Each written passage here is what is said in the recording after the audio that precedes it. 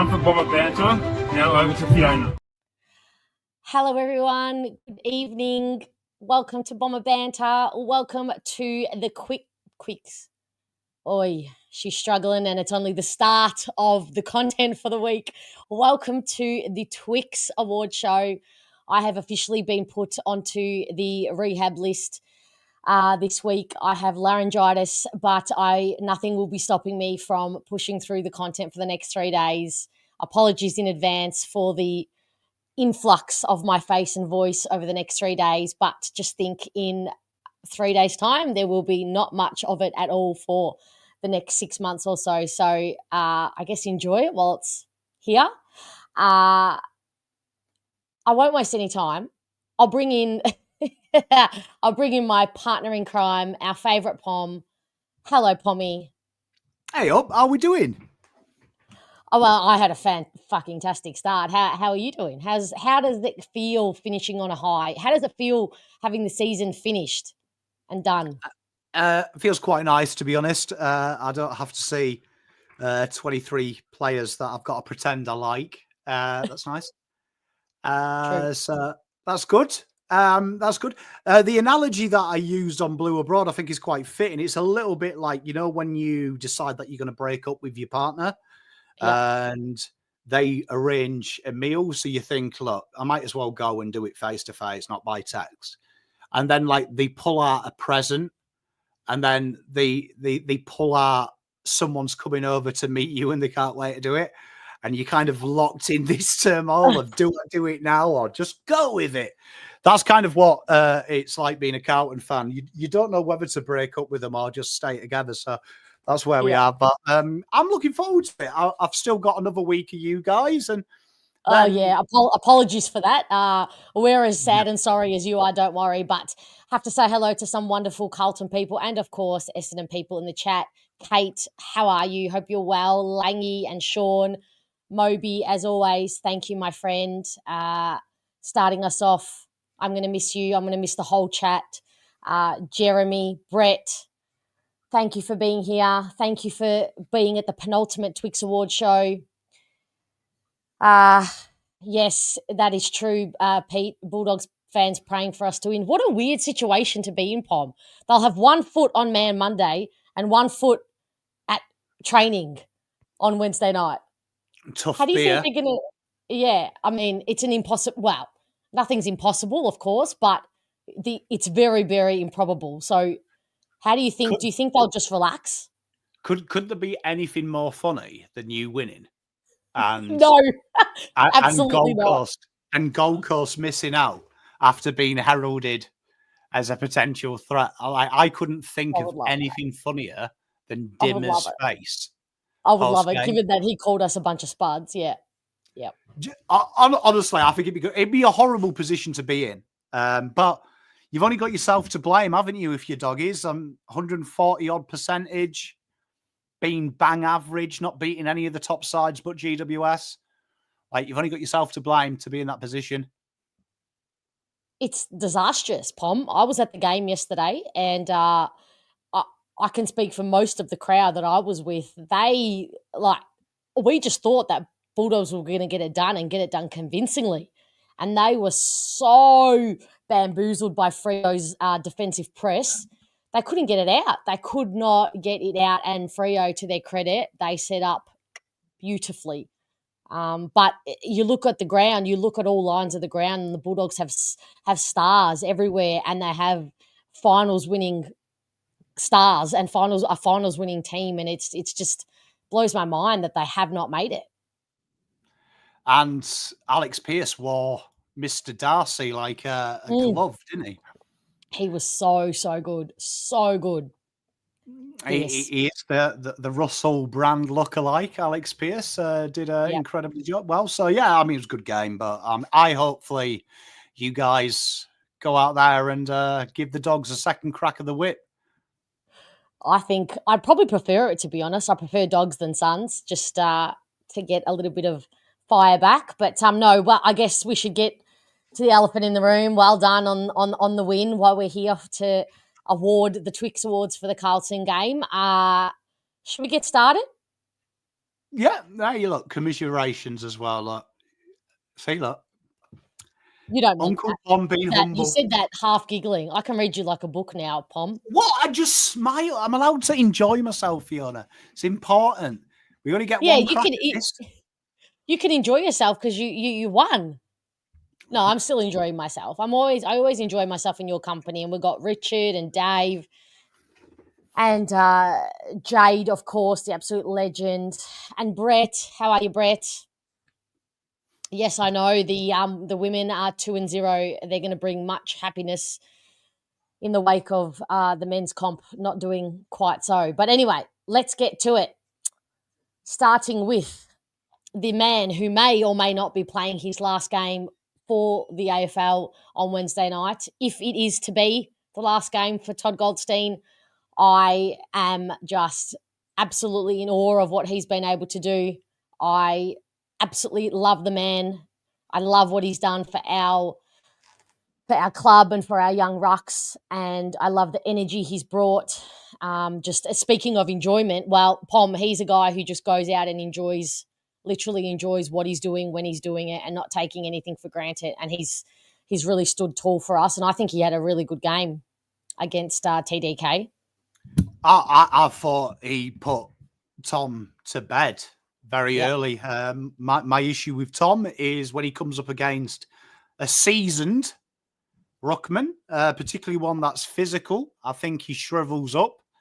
And I thought Todd Goldstein showed his maturity. He made Tom play his game for the majority of the game. And I thought he did really well. It's a tough one, isn't it? Because he's definitely someone that you probably want to keep around, but obviously you want a younger person to be doing it. But he's got to get a Twix, hasn't he? Absolutely. Like he's beaten a child. Like he should have lost that game on his own, but I thought he did very well. Yeah, I think at least a 1. Am I being harsh by saying a 1? I thought I did think I thought you might come at me with 2 or 3, but I'm minimum 1. Got to give him the full Twix. Yeah, definitely. All right, so should we go 1 or 2? Let's go 1. Go on. Okay. All right. This next guy shit me no end, and I think I showed it on the watch along that we did together. He just once again is just shown, the reason why we're not having him stick around. To be quite honest, I don't want it to be a hate on Dylan, but I'm just going to put it plainly: 0 Twix for me. Yeah, I'm with you. He had a lot of the ball, didn't he? He finds it a lot. It's just you expect him to do something with it, don't you? And it feels very Dylan Shiel. I don't know if that's the impression, but he was one of the few players that got the ball quite a few times from you guys that I sat comfy in my chair. I wasn't really worried. Yeah. Do you think he'll he's obviously not going to be at our club, but do you think another club will offer him a contract? I mean, the AFL is a stupid place. Some people just stay on deals. It's an interesting one, isn't it? Because he's 33 at the start of next year, which makes him, like, in sports terms, 255 years old, doesn't it? Yeah, and like I was putting it. I was thinking, like, is there a role? Is there a team who has a role for him? It'd probably be a successful team, you'd think, or would it be a developing team that thinks he can help with that? But I think he fails really miserably in that department. I'd be okay if he was offering leadership and stability and not much else, but it's kind of very far from the picture, which is the part that I dislike. I think the problem is Richard nails it. He's not really a standard, is he? Exactly. So if I was a bottom 3 side, he should be doing that for you. That's what I mean. Yeah, exactly. And top players, there's so many players that are doing it half his age better than him. So, I think this might be one of them. He might end up at your local Melton FC. Yeah, I think so. Hey, you legend. The legend that is. The legend that is. absolute goat things. Goat area. Like if you're not following this man, I know mostly Essendon supporters here, but the sarcasm, the absolute wit of which he contents just makes you smile. So I would absolutely get on board. Yeah, good shout, Laggy. Saints will take him. Everyone is going there. Yeah, that's actually a good shout. They'll take him thinking they're getting the best of, his wisdom and all that. But, yeah. Well, Sauce does like to take someone that he's lost out on before. This is true. And he did very famously get embarrassed when Dodoro managed to get us to pay for his hotel room in Noosa and him sign with you the next morning. Yes, exactly. Do you know a way to make that happen? Because I've certainly given them enough promo. I'm more than happy to take that sponsorship. It'd be good, wouldn't it? All right, Twix, let's move on to the little evasive one, as Mark Howard likes to call him. I mean, I can't get enough of this guy. He's played every single game this year. He's 19. He is in his first year. I think I said that. I'm losing my sweet mind. But it's because the wonder of Isaac Kako continues to blow me away. He has – I was trying to think this morning on my run, I was trying to think, what are Kako's – what's Isaac's deficiencies? What are they going to send him off in the off-season with? Because he's ticking so many boxes. And, of course, don't get me wrong, he's got deficiencies. No one's perfect. You can always get better. But at the end of the year, you're supposed to be, pulling young kids back, not putting them in the midfield and giving them more responsibility. So I just think, if he misses a tackle, he goes for the third and fourth and fifth tackle. He's taking contested marks now. I mean, what's next? Ruck duties? Yeah, exactly, Jeremy. Height.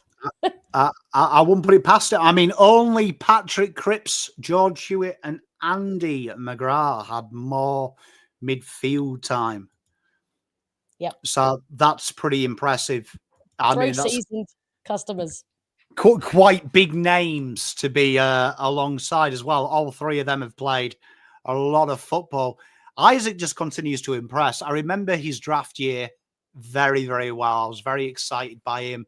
I am a sucker for a small guy that is full of tricks. But one thing at Calder Cannons that really stood out was his ability to learn. And I remember Cal Toomey being really harsh about his defence. Oh.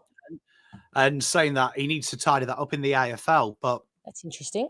That was one thing that we talked about on our show when he was coming through the draft. That was a massive improvement area, particularly for Calder Cannons. Like you could see he'd worked hard on that throughout the year and he was getting better. But then you watch him now in the seniors and he's not scared. Like 4 tackles, 2 of them were on George Hewitt, and George Hewitt's a big boy.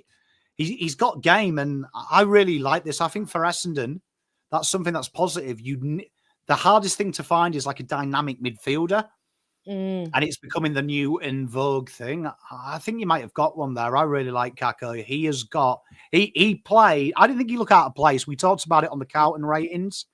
Him and Andrew, I thought really stood up to Carlton pretty well. Yeah, I think that's such a good point, Pom. He does not look out of place, and he should. He's a first-year player. He played, a lot in the forward line, and that's where he was kind of pigeonholed and pocketed. But I don't know how he leaves this midfield. And the thing I love about him is he's a nightmare matchup for opposition. Nightmare matchup because he brings something exceptionally different. Okay, well, Adam brings up something he could work on, which is a great thing, and this is clutching at straws, really, but Kako needs to work on his left foot, always goes in on his right. I mean, brilliant. Add another string to your bow and work on your left foot because I tell you what, his tank is at a very good level, obviously, because he's running out games pretty well. You can always improve that, of course, but his skills and his smarts, his IQ, his centre of gravity, I'm just so impressed with him. So I don't know, I think a 4 – is that being too generous? But I think a 4 is pretty. Look, we need vibes. We need vibes on this show. Let's inject some vibes. Give him 4. Brilliant. All right, let's get on to the next guy, Andy. Not as prolific as his last game, right? In the midfield, but I think he battled. Indeed, against he did. some very seasoned, operators. He was someone that I picked on the Carlton one. We always picked 3 opposition that stood out. Yep. And it was just a little bit of an I told you so to Brad Scott, to be honest. But amazing what you do when you put him back in the midfield. I thought this guy here, what it showed me is your midfield needs probably 2 additions, bare minimum. Definitely someone that can break the game open, because I thought Andrew did incredibly well just in tight. And it's hard because where Carlton kill you when we're on top is in our ability to drag you into the contest, and then we got through sucked you. In. We got sucked in. We drew you drew 3 midfielders to you. And I thought the fact that we only won stoppage by 13 was a testament to Andrew's knowledge of how we were going to work, which required Carlton, ironically, to go wide and spread. So I thought he was a big part of that. And I thought when he had the ball in close, he was always looking to do the attacking thing. He wasn't looking just to retain the ball. So I thought it was a very mature performance from the old Andy Mack. I like Andy Mack. I'm going to be defending him for the years to come on this show. Oh, good. We love it. We have some very big defenders. Not many, because he's lost a lot of fans, in his 360 running a circle and then run into trouble, little things he does in the back line. But I tell you what, he looks like a different player in the middle. I think a 3 or a 4. 3 or 4. How do we go? Let's go 3, because because this is a vibe show. Did he give me vibes? No. I love that you're hanging on that. Did he give me vibes? I love this. I love this. Yeah. You're right, and you're absolutely spot on. He's a baller in a failing system. Yeah. Put Andy McGrath in a Brisbane team, and he is probably elite with Hugh McCluggage, the guy who was taken number 2 to him. So I think as Essendon supporters, we probably forget that a lot. All right. Xavier Duursma, I think he had a good game. I thought he had a really, really good game. He continues to work hard, and he continues to teach these young Angus Clarke and, Lual and Al Hooley what it takes to be a 2-way running winger and to be there defensively, how important it is, because he was there in the back line covering when the ball got at the back a few times, like he always does. I reckon at least a 1 or a 2 for Durs. He works incredibly hard, he does. And you know what? Those who watch me know that I hate Carlton's wings. I couldn't hate Carlton's wings more. I can't hate Carlton's halfbacks more. They're 2 areas I complain about. So when you're a winger, it's quite easy to play Carlton because we're very poor at it, genuinely. But I thought Zave really did show where Carlton go wrong at times. You can overlap us quite easy. He ran 14.5 Ks as well this game, which is a lot of running power. And he covers. I think the big thing about Xavier, people know him for his sex appeal. He's sexy, but he works hard. He grafts, he digs in, and he covers up a lot of shit. So I think he's an easy 2. I'd maybe even dare go 3 with Xavier, because I think at times, especially when Flingland got off the chain, I think Xavier could have probably saved 3 or 4 entries. Easy goals for the Blues. I think he works incredibly hard for no love. Fuck it, we're getting close to the Twix low, Pom. So we're going hard. What did I just do? What was he on? 20? Was he on 20? Was that 20? I didn't see what I just blindly. I think he was on 20, so it goes to 23. There you are. I was going to say you could have just pressed Control Z 4 times and it would have come back. Yeah, I could have done that, but she's high on painkillers. Anyway, on to the Captain Courageous.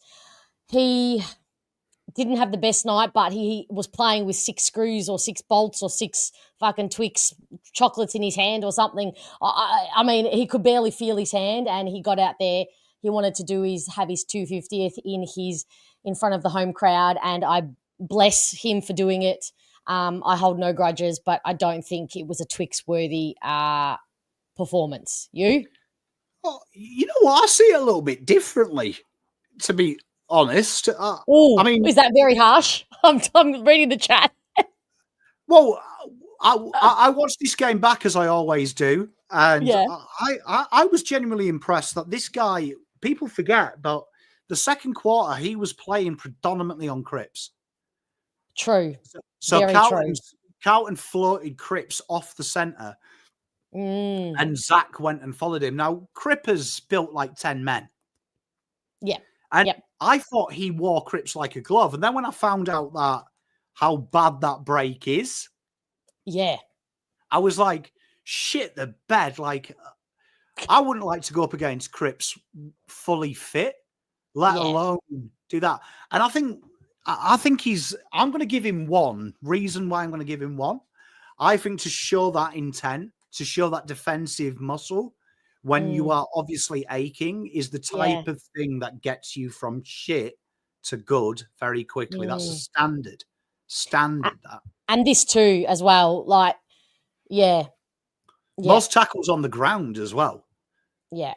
I think he, it's probably harsh, and I probably just give him one for the bravery and the courage to actually do that. And I know he had a choice, and we all have a choice in life. But I probably, all right, one for Zachy. I was very proud. Look, that kind of shit makes me proud. Like if I was an Essendon man, it made me proud as a Carlton man, thinking, great club like Essendon is being led by a hero, which is what it should be. Yeah. And what a hero. Hats off. Yeah. Hey, Atush, it's okay. No hard feelings. No hard feelings. I knew the banter was coming. What did he call him? Zach Ferret. Ferret. I mean, I'll be honest, Atush. If there's any shit you can lay at Essendon's door, it's to anyone but the captain, because he gives his all and he's like squeezed. Can I just say, Zach Ferret got me good. Got me good. It was good. It was good banter. Yeah, but I love you, so I'll forgive you. Yeah, very harsh. I do apologize. Yeah, I apologize, Zach. Now we like this. I like mean-spirited Fiona. This is good. This is a different vibe. It's not mean-spirited. It's just it's just maybe it's because I have such high. He set such a high bar. I think I just hold him to that level. But anyway, all right. Is it the coding speaking? Is it what? Is it the coding speaking? The coding? What coding? The codeine, the tablets. Oh, the codeine. Yeah, exactly. Yeah, I'm high as a Why kite. did your camera just move? I don't know. Oh, yeah, I see what's happened. She's in all sorts tonight. Tell you what. I thought we had a ghost. I was like, this is exciting.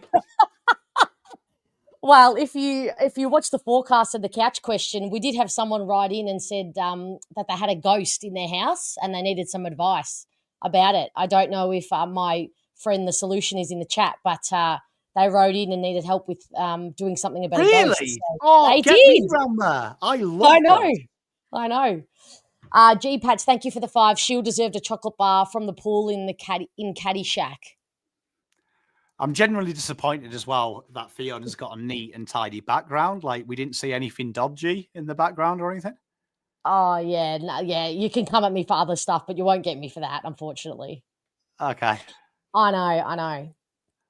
Sandra? Who's Sandra? Sandra? Do I have Sandra? I've only got cakes in the background. This Twix Award show has gone to all fucking sorts. Jeez, guys. You didn't see the Victorian lady behind you. Just now you're freaking me out, but because I do taken medication and she's maybe I need to balance out the medication with some sugar. That actually might make things worse. But anyway, all right, let's get on. Let's crack on, shall we? Before I actually do see a ghost. Okay, Lual, probably not his best in my opinion. 0. Yeah. Industrious though. I'll say that. Another one that ran over 14 Ks as well. Absolute. Jeez. I wouldn't have expected that. He's got some tars on him, as our Lual. So, you know what though? I like his running lanes. Him and Gus Clarke. I like the fact that they run hard. They run hard. They run intelligent ways. As you get better, he will get better. Yeah. He's needs to go sit in the the podium with lots of replays on the screen and go to work. Yeah, this was it on the show, on the forecast, Pom. They needed help with the haunting, I didn't check the Fiona entries. ignored them for a year. That does not sound like Fiona. Unintentional. Because I've never been ghosted by Fiona, so I don't believe that. I think you've made that up solution. I never would intentionally go. So unintentionally, there was just so many entries for the Fiona's Couch segment, and he was at the bottom or in the middle, and I was so entertained by the question, but it was a year later, and I thought, will I bring it up? And it's still my favourite question to date. He does, Shauno. He really does. I'm doing really well, you know? I'm doing really well, Sean, I might add. Yeah, he is. And you know what? You take the win and you just Pommy's just being a good friend, I guess. All right, so does he get a 0 or do you want to give him a 0.5? No, I'll keep him at 0. He didn't make me excited, but I do like him. Yeah, me too. This next guy, definitely not a 0. He had an exceptional game. That last quarter where he was on the wing and he made those 3 efforts, oh my God. Talk about like Twix being orgasmic. That was orgasmic. Jesus. From ghosts to orgasms. In a blink we take of you an eye. places on the Twix show.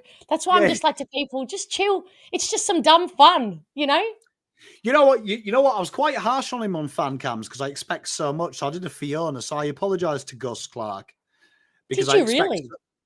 I expect too much. I expect so much of him, but he's everything that you want in a winger. He really is. In the first quarter, I will pick on him though.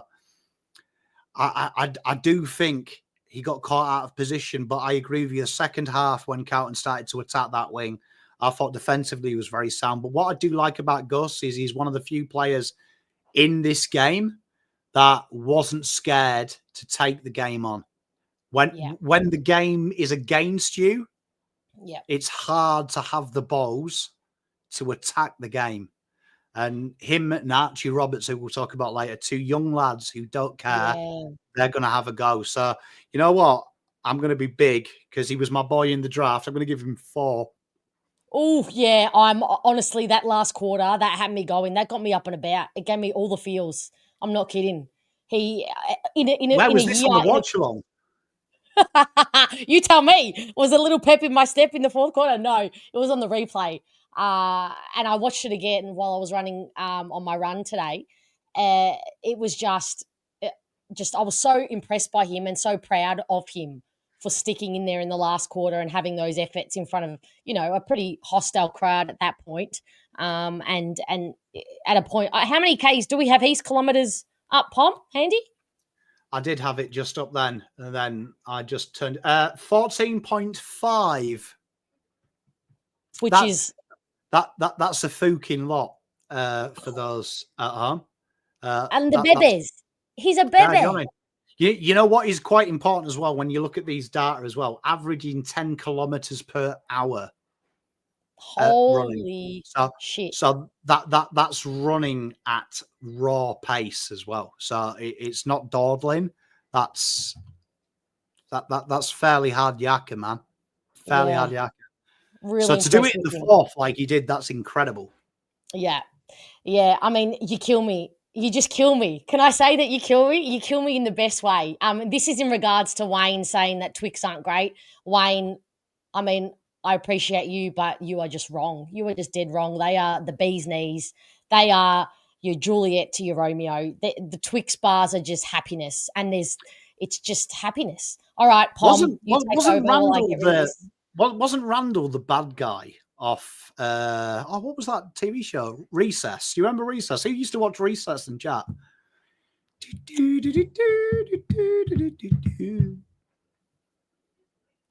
Well, there we are. Anyway, getting nothing out of Fiona, so I'll get something out of you. Because I said over to you, I'm getting the next thing. Oh, sorry, you cut out. I was just like, she was just looking at me vacant. I was like, well, I'm trying to navigate this freaking system that gets me every time. So, I mean, that was the midfield chat. So, in the draft trade period, a midfielder, what type of midfielder would you like to bring in? Give me a style of midfielder. Craig. Ollie Dempsey's a great shout for the Gus dog. I don't mind that. He's a little bit of an Ollie Dempsey. I think that's an incredibly good analogy. Jeremy Ryan, boost bars are better. Controversial. Because Fiona pays my exorbitant salary to be here. I will say I disagree. I think Twix are where it's at. I've got you trained well. Got you trained well. Yeah, I wouldn't go against here. A caramello koala. That's Kako. I haven't had a. You know what? We're offending Australians. I've never had a caramello koala. She heard that. Kate's gone the Tim Tams. You are? Kate has gone the Tim Tam. Does anybody? I'm sorry, Kate. I adore you, but I think I'm a Tim Tam is overrated girl. Anybody else? Is that a bad call? When you've got a cold, there's a real evil side to you, isn't there? Hi, mate. Oh my God! I just spilled my tea. Oh no! Mate, Should we end this now? Should we end this now? Cold. She's got cold and she fucking hates Merritt. Oh, Tim Tams is shit. Stop. What are you gonna do next? What are you gonna do next? Burn the flag? Like, oh my God! I think I'm bloody. Oh my God! Oh my God! She's I don't even know what that view is. But here we are, chat. Don't worry. We're God. back. It's okay. I'm gonna. Can you just take the floor? No, actually, this is what I'm gonna do. Tim Tams are the Adam Cherrett of chocolate. I'm trying to work out if that's a good or bad thing. What are you saying? Look good, too expensive, no end product. Oh, you guys. Or are you saying would look better melted in a hot cup of tea? Because I'd agree with you on that one. I don't know, guys. What kind of Tim Tams are we talking? Like, are you, Kate? Are you referring to like the plain Tim Tams are the absolute fucking bee's knees. Which ones? The normal ones, just the flat Tim Tams. But then, if you add, then if you go with the salted, chewy caramel ones, the sea salt caramel special ones they do, fun. That's like wiping you. Honestly, I cried, Fiona, when I first dipped that in my cup of tea. It was like the first time I heard Get Back by the Beatles. It was like one of the most perfect experiences of my life. Did you have an out-of-body experience? I don't know. I reckon, in one of the first passages of the Bible, this is how long I've read a Bible. I haven't read a Bible for a long time. But isn't it, didn't God just go, I am? I had that moment of just being in existence. Like when I first tasted that. I didn't know perfection. Honestly, like I had a mouthgasm. That's how good it was. A mouthgasm. Oof. That's great. I just love the descriptions. I love the adjectives here. I love that you had a mouthgasm. I have a question. I know you. Chat. Hi, mate. Love you. Chat. What am I asking you now? I've lost my train of thought. Tim Tams, they're good. Yes, Tim Tams. So, chat. Are you I know some people keep chocolate in the fridge. Are you keep your Tim Tams in the fridge? Because I know, Pommy, I know you keep your chocolate in the fridge. Do you keep your chocolate? Do you keep the Tim Tams in the fridge? You see, look, I personally don't like putting things in the fridge. So sauce, you see, me and my wife, this might be an Australian thing. She puts the chocolate in the fridge. I believe in the pantry, but I believe ketchup should go in the fridge, and she believes it should go in the pantry. So I don't know if this is like an Australian thing. I'm with you, only Carlton. I don't like it because it makes chocolate more erect than it needs to be. No, only Carlton. No, until she's saying you keep it in the fridge. Oh. And I agree. I am on board. Sauce is in the fridge, definitely. I don't want to take this show into weird places and completely off the topic places, although, chat, you do know I love to do that. But I'm with the sauce. No, this is a good conversation. This is like education. This is like life experience. This is way better than ratings. Yeah, I agree. We can just fly through the defenders. They'll be right. Yeah, so yeah, I think chocolate should be in it. To answer your question with beer, because this is a common Australian thing, believe it or not, English beer is cold. I don't know where that fallacy comes from. That I think the fallacy comes from that in England, like most of the civilized parts of Europe, so that's countries that have won in wars, which is more important. They have bitter. So our beer is served at room temperature because it's not fizzy. Lager, which we do put in the fridge, but lager's not a real alcoholic beer. It's like a kid's drink. There's a reason the Germans let children drink lager, because they consider it as a children's drink. So I'm with you. Sauce in the fridge, yeah, because when you've got hot chips, then it's fucking cold, isn't it? Makes sense. Yeah. Nah, because there's nothing better than a hot sausage roll, and then you stick ice cold ketchup on it, and it negates the hotness, so you can just ram the fucker down. No, it kind of tones down it burning your tongue. It stops it burning your tongue because it offsets the steam and the heat. That's why it's cold. It's acting as a conduit to the experience. Okay. That was so unconvincing. This is a show in itself. This. I mean, I told you this is us eating a sausage roll, a pie, and hot chips. Hey, doing a blindfold taste test of what tastes better, cold ketchup with it or warm, and proving the point.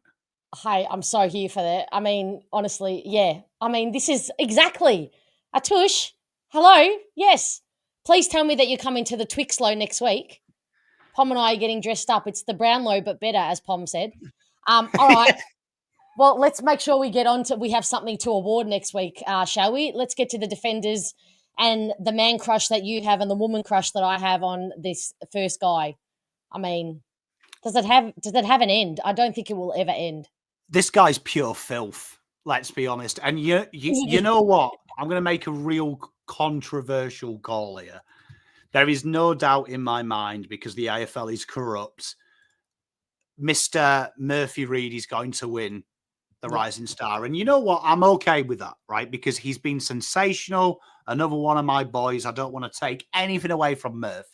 But I would say playing small forward for one of the best sides in the league, being a winger for one of the best transition sides in the league in Dan Curtin. Okay, that's one thing. This guy is being a ball magnet, a Mr. Reliable, the main person to get the ball when the shit hits the ground.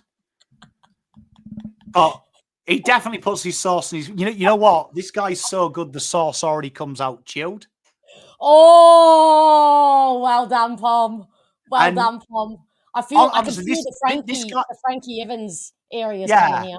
Yeah, this guy could play football in the snow and not leave footprints. He's incredibly good. And I would say that is harder than doing what Murphy's doing and what Dan Curtin doing. Not taking anything away from them.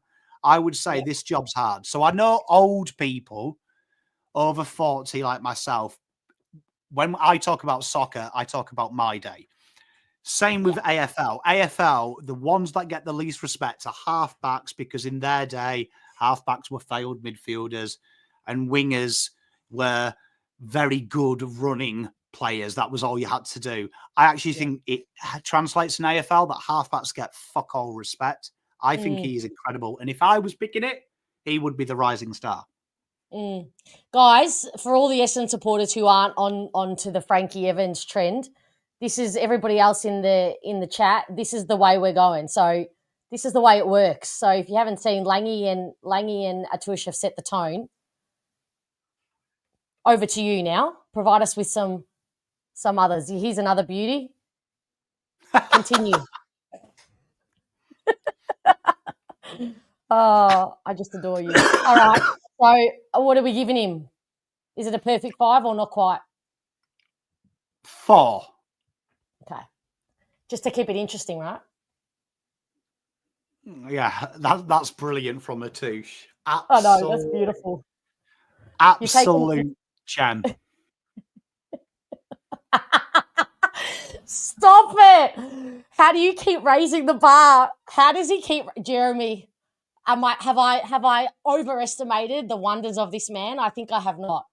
I can't believe y'all been sitting on him. Crazy. All right, let's go over to the next guy who it feels like has woken up and realised that an AFL season is going on. Like he reminds me of the guy who needs to be,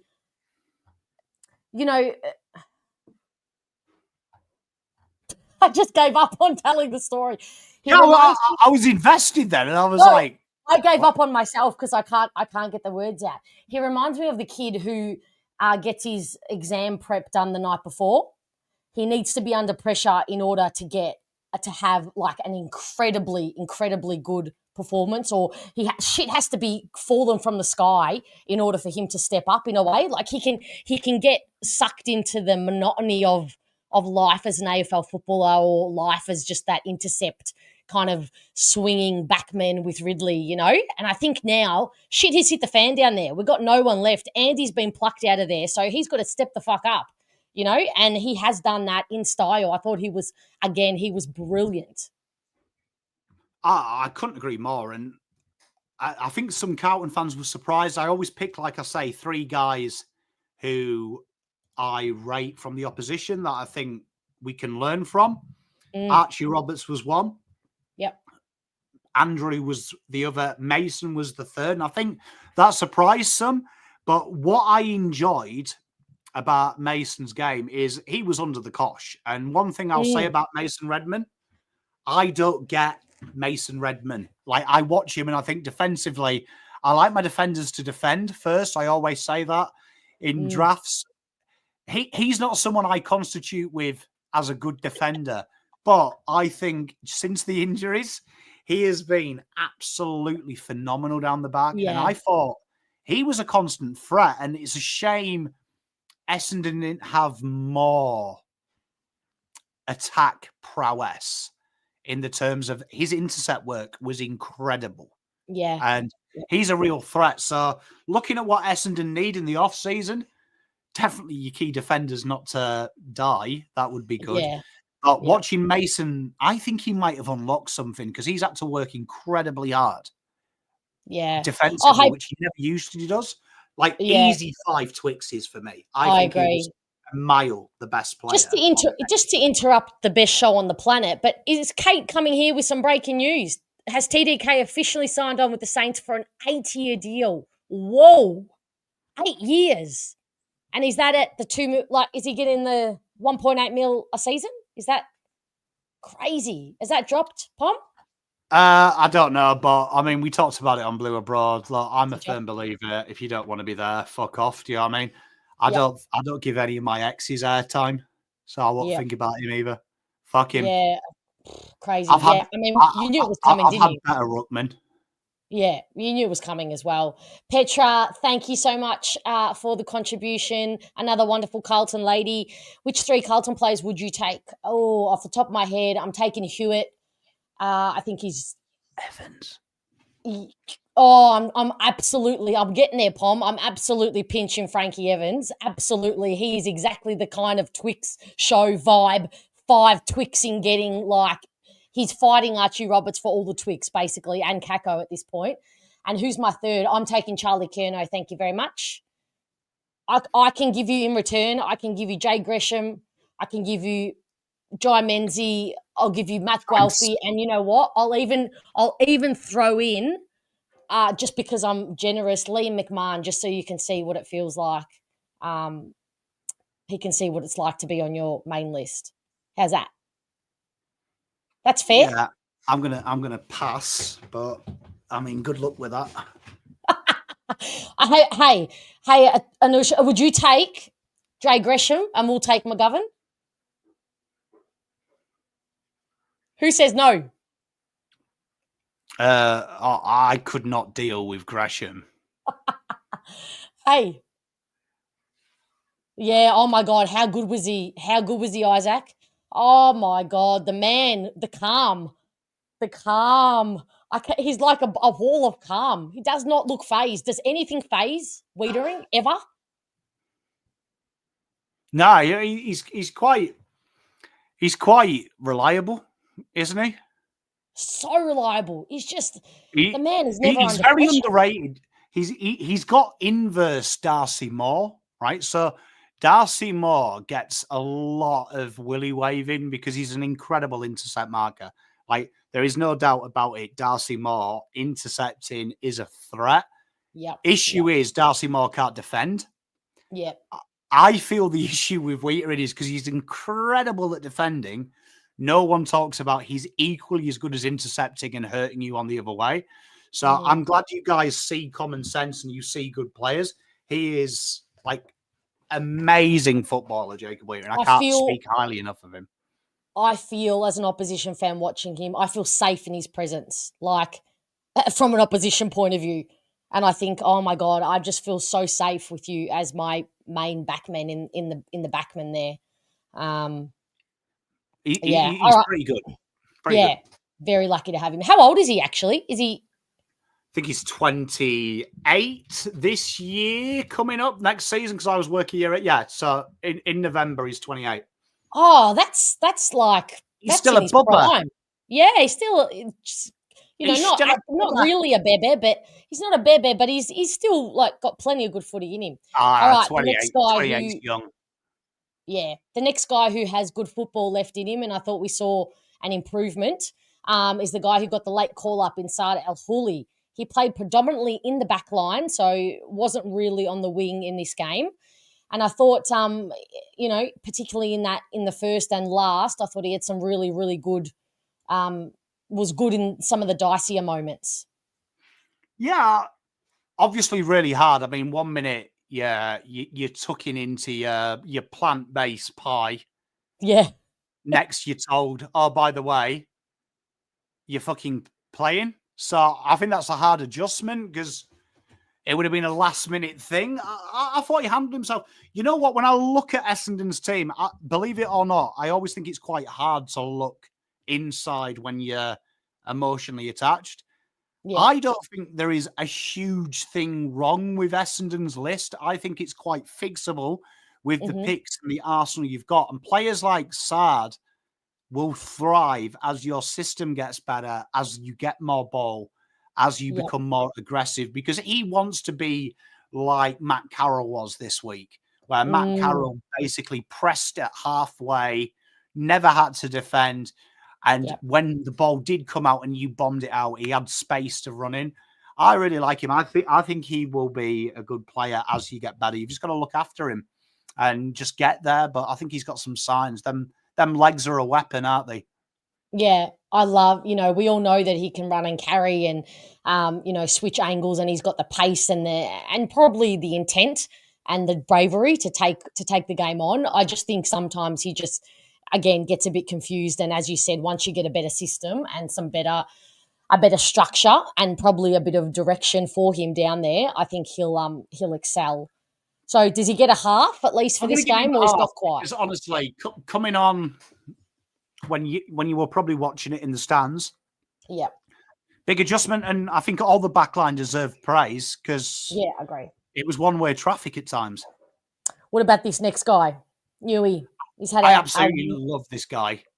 So I know, doesn't he just make you smile? He's going to make opposition supporters going to hate him. So Atush, I'm sure you'll have lots to say about this this young punk, because he's gonna have a lot of haters, but he'll also get a lot of praise from small forwards around the competition, I think. Look, it's very heavily documented on anything that I am on that I love I love a guy who's a complete dickhead. I like a twat. Okay. Do you know what I like a guy that you wouldn't want to introduce to your mum. And we all have a mate like that. Do you know what I mean? That we don't want our mum to know we're having a beer with, but he's the best guy to have a beer with. I like the fact that he wasn't overawed. I thought There was a few times he got stuck into Frankie Evans. There was and I did like the fact that there was 2 moments in the third when the ball hit the deck, and he's gone shoulder to shoulder with Harry, and that's hard. Yes, that's hard to do because Harry's like 4 times his size. Yeah, yep. So he won't take a step back. He will not take a step back. And you know what? Players like Sard, who we've talked about, they're going to be great when you're good. The players that really drive your culture are the players that are going to be there when you're shit and they're good. But when you're good, they're the accompanying piece. And Jayden's that type of player that you're going to need when you're where you are now, but even more so when you're a top 4 side. Yeah, I agree. So I like Jayden. What a player. I'm going to give him half a vote as well. Okay, beautiful. Jackson Pryor. I didn't feel like I really noticed him. He had a few good spoils, but I don't feel like I really noticed him. You? The one thing that stands out, I think it was like the 7th minute of the third. He had a true one-on-one with Harry and won it. Oh, I think I remember. Yep. Which impressed me because I was like, I reckon Harry will have subconsciously said, I've kicked 10 goals this week. Looking at that back line. All due respect, Blackiston and Pryor, he should go. I did 7 last week against actual defenders. I'll do 12. I'm just wanting to let Atush know that this is Jayden UN, okay? So we're on board the bandwagon, all right? Yeah, 100%. So I don't think I can give him any votes though. No. Yeah, but agreed. I did enjoy his game. Yeah. Lockie Blackiston, he had a hard day at the office, but he drove in knowing that he was going to have a hard day, right? I'm in love with Blackiston. Or you're going to have to fight the solution. Genuinely in love because, like, this guy, like I say, he's coming from waffle football. It's crazy. So when you watch the State League, Sandful's tough. So when you watch the Sandful, it's very South Australia personified. It's hard, it's rugged, it's manic.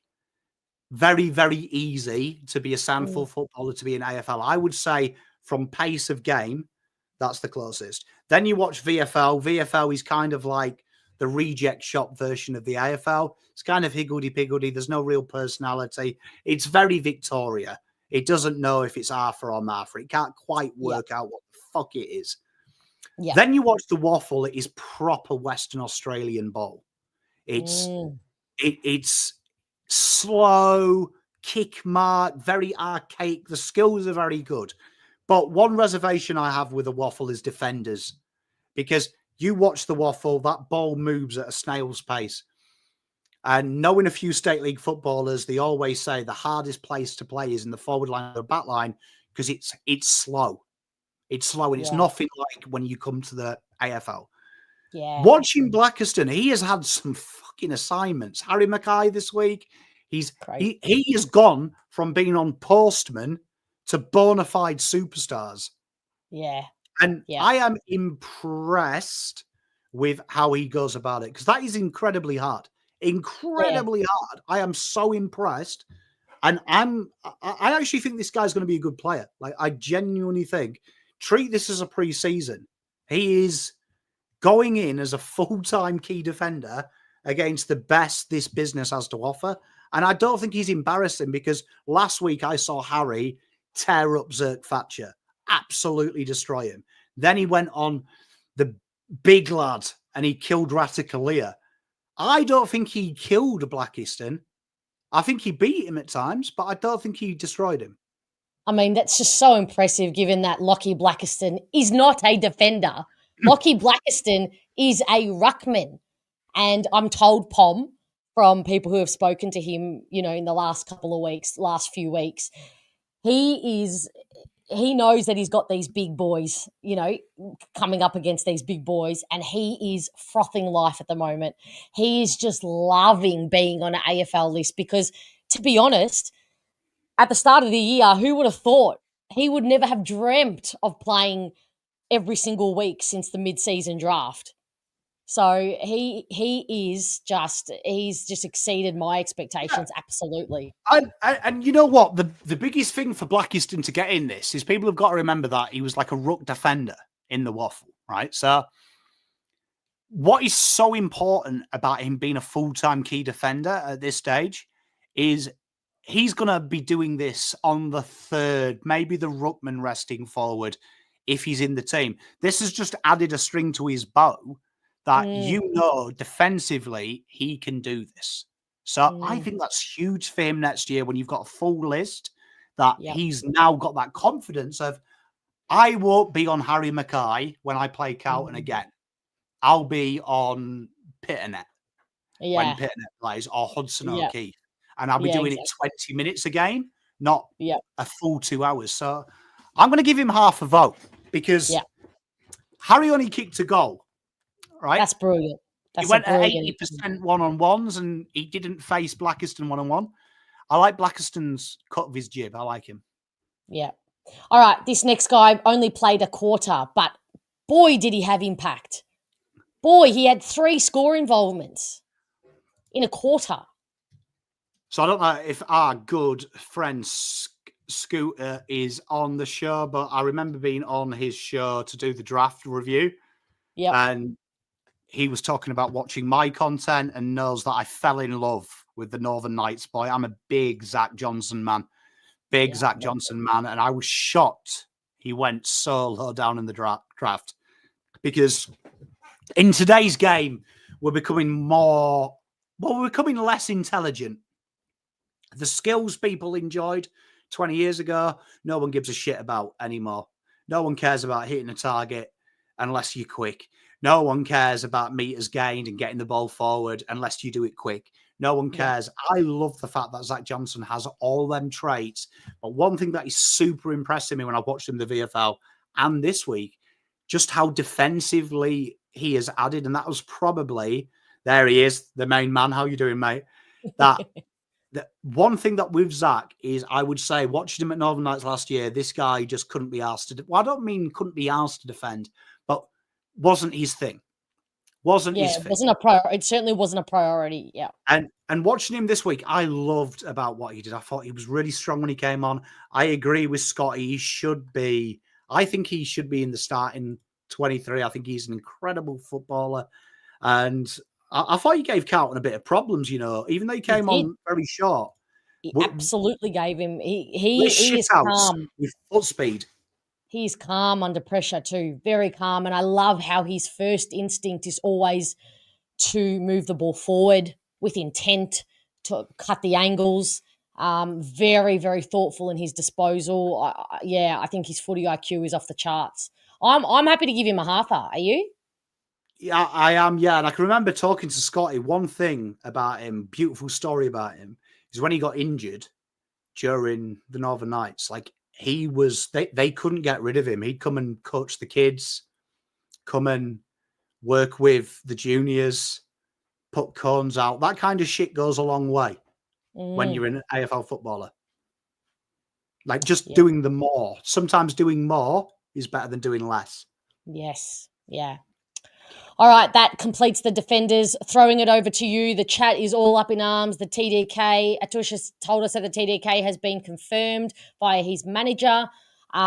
Take the floor. I like the way that I come here and try and bring you vibes. And look, you Essendon fans just can't help it, can you? Bring Pommy down to our level. He's talking we're suffering. About your great football club and the great history Essendon have. And no, you're going to... Look, honestly, genuinely, TDK, look. Atush will back me up, so will Langy. Look, I don't rate ruckman. I'm the worst person to talk about because I don't think ruckman are important at all. At all. I think they're the most overstated position in football by a long way. It's all on your midfield. And I'll always say, look at Riley O'Brien. Most potent midfield. Guy is slower than my nan. She died 20 years ago. Then you look at Timmy English. All athletic, all sexy. Darcy did a good job on him this week. So I'm not worried at all. Look, if you're paying 1.8 million for TDK, you want your bumps feeling. Absolutely want them feeling. J-Sauce, it doesn't really worry me. Look, I said it earlier today. Look, if you're in the DMs flirting with other clubs, I don't want you. I don't want you. You're either in or you're out. So I personally feel with Jack and TDK, they've been flirting way too much with other clubs. That makes me not really want them anymore. Because the guys I respect are Wheater who quickly re-signed mid-season. Sam Walsh, who's going to be TDK next year, coming out and saying, get the contract in front of me. I want to stay. They're the guys I want at my club. I don't want mercenaries, and I don't want people saying, can I be paid 200k more? You're either here to get us out of shit or you're here for money. And if you want money, I'll shake your hand, fuck off and go and play football somewhere else. Yeah, I'm with you on the, I just can't be paying ruckman more than, I don't want to pay Sam Draper 900. I'll be angry if we've upped our offer to that. Like, yeah, I think it's outrageous that they're paying, the St Kilda are paying TDK. Honestly, for 1.8 million, every time that fucker has a hit out, I want to rub down on a shiatsu at that price. I want gold coins to fall from the tap.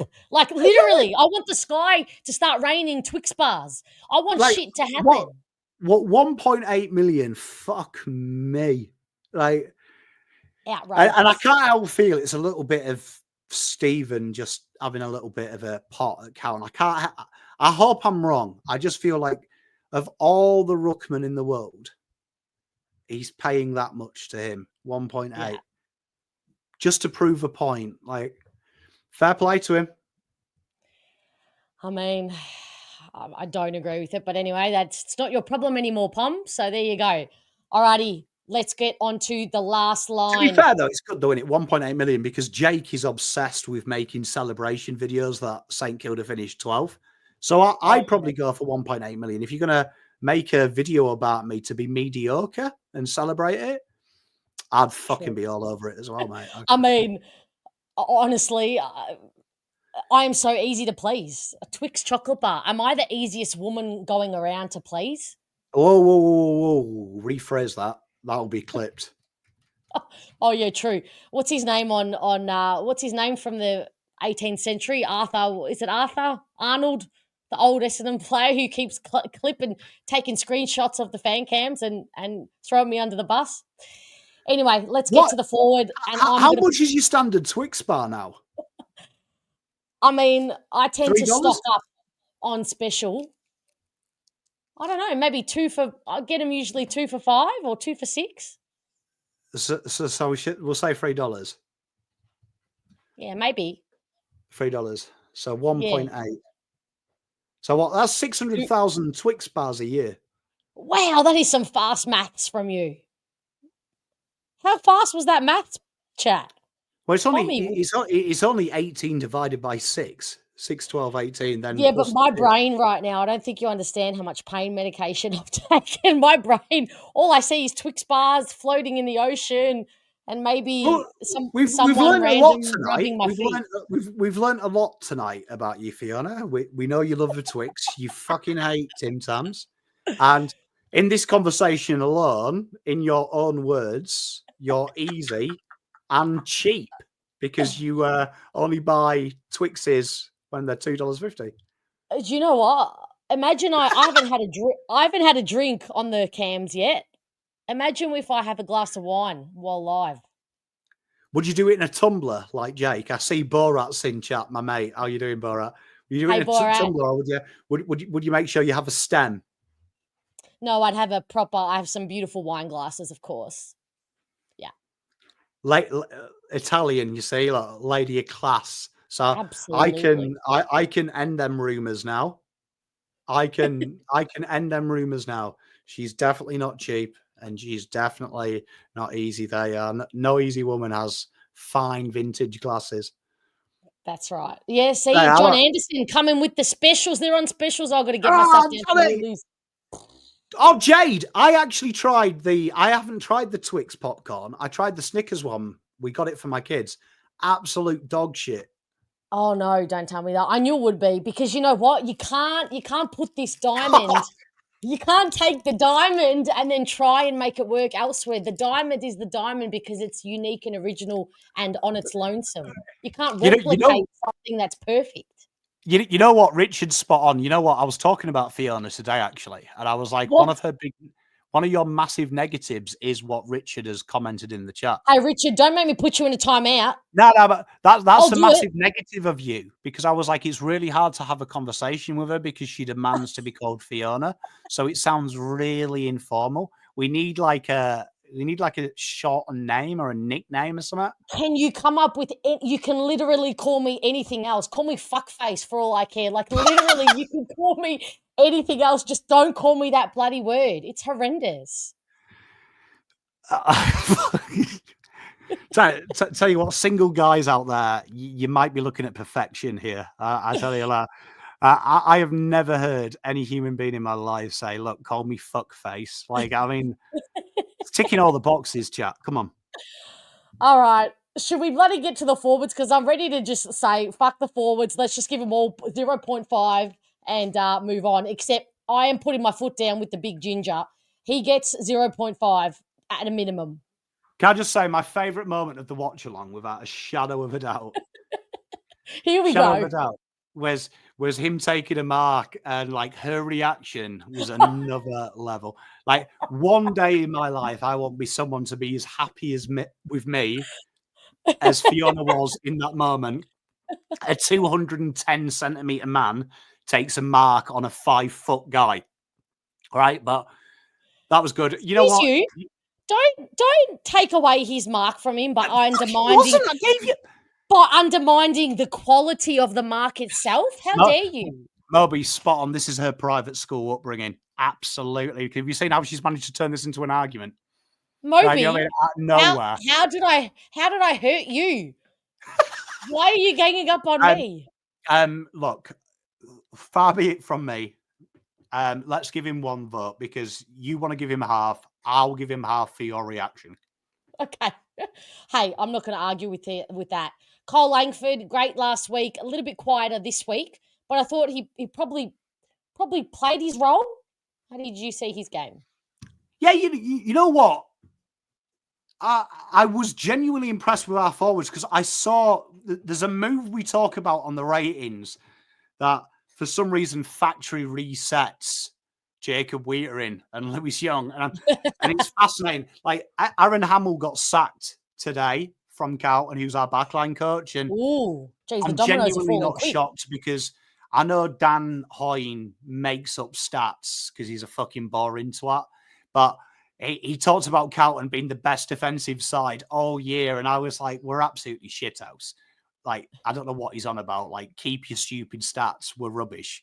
And Langford tried to do the cheat code. Peter Wright staying deep in the goal square and then run off that. And for some reason, Carlton zone's like, oh my God, people moving. We didn't plan for this. I thought Carlton did well, but Langford did the right thing. If I was coaching Essendon, that's what I would have asked him to do. So I thought he worked tirelessly for little reward. Can I just say, I fucking love Langford, though. I think he is top draw. Top draw. Just need to keep him out there, Pom. I'm a big Langford man. Man. I think he's I was just buoyant.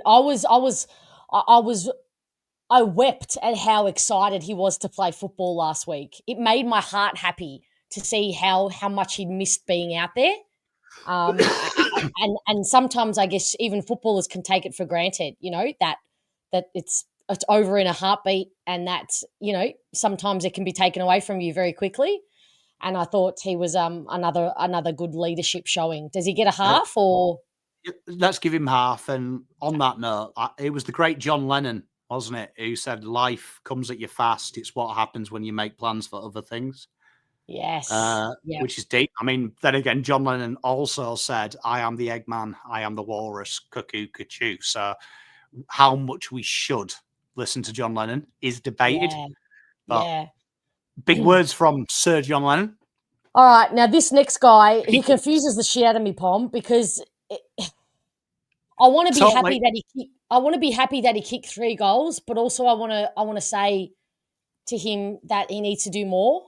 And I'm going to credit my good friend Matt, who pointed this out yesterday at the game, the Bulldogs Freo game. We think 3 goals is a good showing for Guelphy.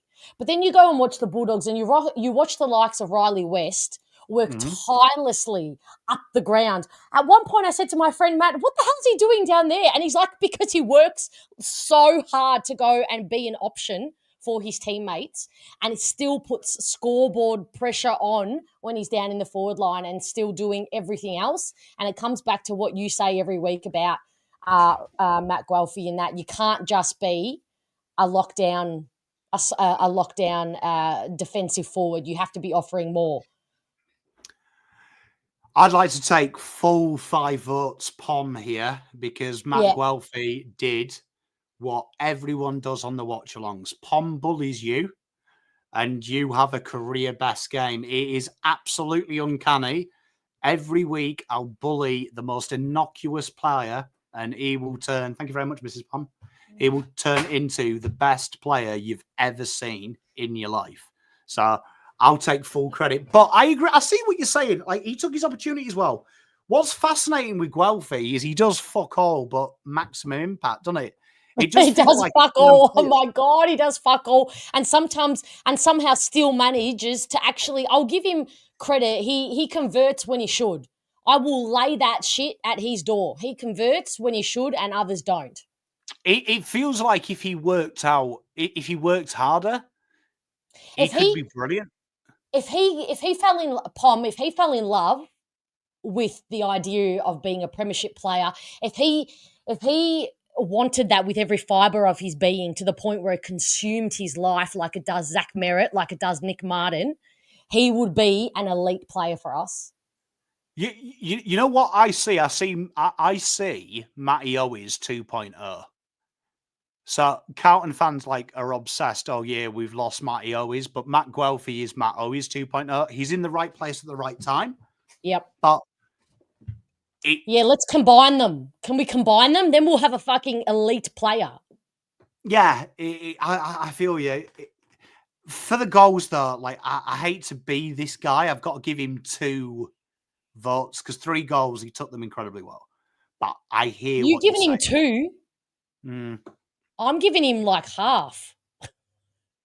3 goals. 3 goals. I hear what you're saying, though. Look, I'll say what I said about Matt Owies last year for Carlton. If he is your senior forward, you are in trouble. Yeah, okay. This game, I think you nail it as well. You nailed it in the comments, Adam. I couldn't agree with you more. This would be brilliant if this was the standard, but this week against Gold Coast, he's going to have 3 touches, do fuck all, touch his hair 8 times. That's right. He's going to be thinking, Pom, he's going to be thinking about going out to the nightclubs afterwards. Season done. I know since the game he's been in revs. Genuinely. That's right. Yeah. Which I don't blame him. If I looked like him, I'd be in revs. Look, I think this next guy we can zoom right past. It's got to be that's a 0. And thank you for donning this. He's still in Jacob's pocket. Yeah, exactly. Thank you for donning the sash, Jai. All the best for your future. Liam McMahon did not have the night he would have hoped. However, I will say that I didn't notice on the night watching it live, but on the replay, you do notice a lot of the burn leads that and a lot of the unrewarded movement that Liam was making and burned by teammates. He doesn't get a Twix, but I will give him credit for trying to make some leads. Yeah, a bit like what we said last week about Liam.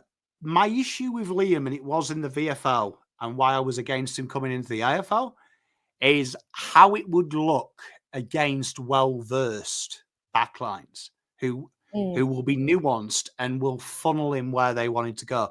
So I think he got ignored a lot, but they were in very low percentile places where Carlton would want to have you lead to.